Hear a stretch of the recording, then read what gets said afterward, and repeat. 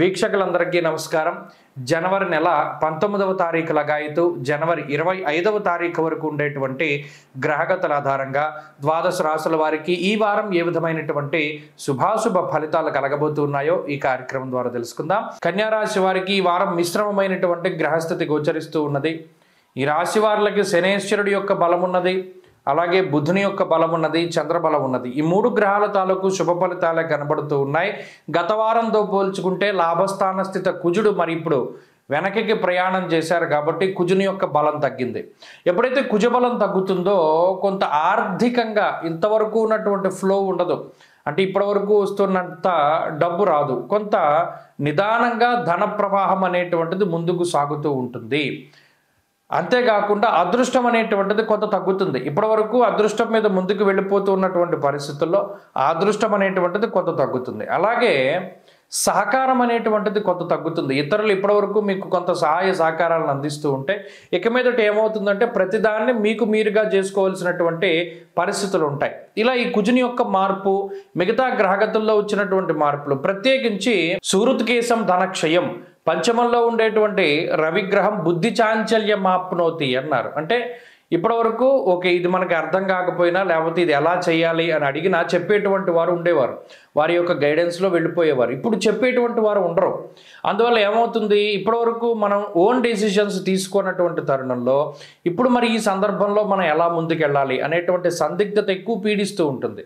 దీనివల్ల ఏంటి అంటే కొన్ని అవకాశాలను కోల్పోవడం, సకాలంలో స్పందించకపోవడం వల్ల కొన్ని అవకాశాలను కోల్పోవడము, మరీ ముఖ్యంగా ఒంటరితనం అనేటువంటిది కొద్దిగా ఎక్కువగా పెరుగుతూ ఉంటుంది. అంటే ఎంతసేపు ఎక్కువ పబ్లిక్ తోటి మాట్లాడడానికి ఇష్టపడరు, ఎంతసేపు మీలో మీరు ఉంటూ ఉంటారు, లేదా ఏదైనా ఒక ఫోన్ చెవిలో ఇయర్ ఫోన్స్ పెట్టుకుని ఇంకో సినిమా చూస్తున్నాం, ఇలా 10 మందిలోకి వెళ్ళడానికి రాశివారు అంత పెద్ద ఇష్టపడరు.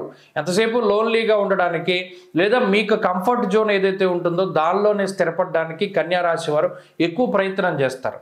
ప్రస్తుతానికి మనకు కొద్దిగా టైం బాగాలేదు కాబట్టి ఈ పని వాయిదా వేసుకుందాం లేదా తర్వాత చేద్దాం అనేటువంటి విధానంలో ఎక్కువ పనులన్నీ వాయిదా వేసుకుంటూ ఉంటారు. ఇలా ఏంటి అంటే కొంత నిదానంగా సాగుతూ ఉంటుంది ఈ గ్రహస్థితి. అయితే ప్రత్యేకించి లౌకికమైనటువంటి కార్యక్రమాలు, కోర్టు కేసులకు సంబంధించిన విషయాలు, లావాదేవీలు ఇవన్నీ కూడా చాలా సానుకూలంగా ముందుకు సాగుతూ ఉంటాయి. ఉద్యోగపరంగా సమస్య ఏమీ ఉండదు.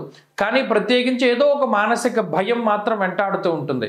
ఏదైనా ఒక పని చేయాలన్నా, ఎవరితోనైనా మాట్లాడాలి అన్నా, ఎక్కడికైనా వెళ్ళాలి అన్నా ఏదో ఒక తెలియని ఆందోళన మనసులో ఉంటుంది. నిజానికి అక్కడ అంత భయపడే పరిస్థితులు ఉండకపోయినా ఏదో ఒక తెలియని ఆందోళనని ఫీల్ అవుతూ ఉంటారు. ఇలా మానసికమైనటువంటి సమస్యలు కొంత ఎక్కువగా వస్తూ ఉంటాయి. ఏంటంటే ఒక సపోర్ట్ అనేటువంటిది అవసరం. ఇప్పుడు ఆ సపోర్ట్ కొంత తగ్గుతోంది కాబట్టి ఇవన్నీ వస్తాయి. వీటికి భయపడాల్సినటువంటి పని లేదు. రానున్నటువంటి కాలంలో మరలా మీరు రికవరీ అవ్వగలుగుతారు. చక్కగా అనుకున్నటువంటివన్నీ కూడా సాధించగలుగుతారు.